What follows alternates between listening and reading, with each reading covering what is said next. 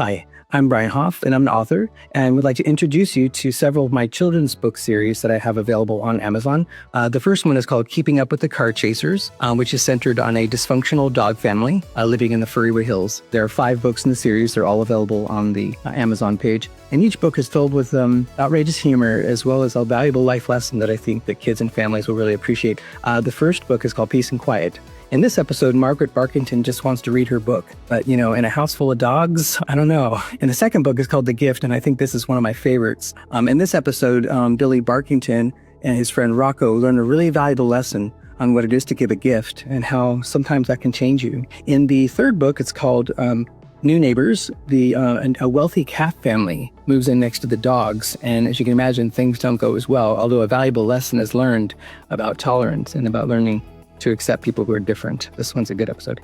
And then episode 4 is called Road Trip. In this one, Margaret Barkington notices that the dogs in her family, the children particularly, are leaving lights on, leaving the water running, and leaving trash in the yard. And she realizes they're not respecting nature. So she takes them on a trip to the national parks, where they understand and learn the value of nature and how to protect it for future generations. And in the 5th book is called Talent Show, and this is one where little Susie Barkington wins a chance to perform on Animals Got Talent. However, things don't go as she had planned.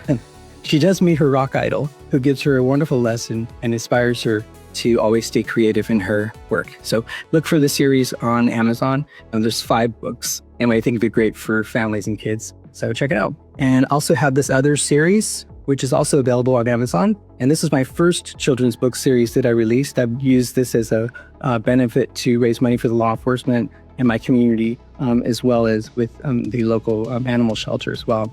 So this one is about a detective dog, Agent 00K9, who is anthropomorphic and lives in a multi-species animal metropolis fantasy world.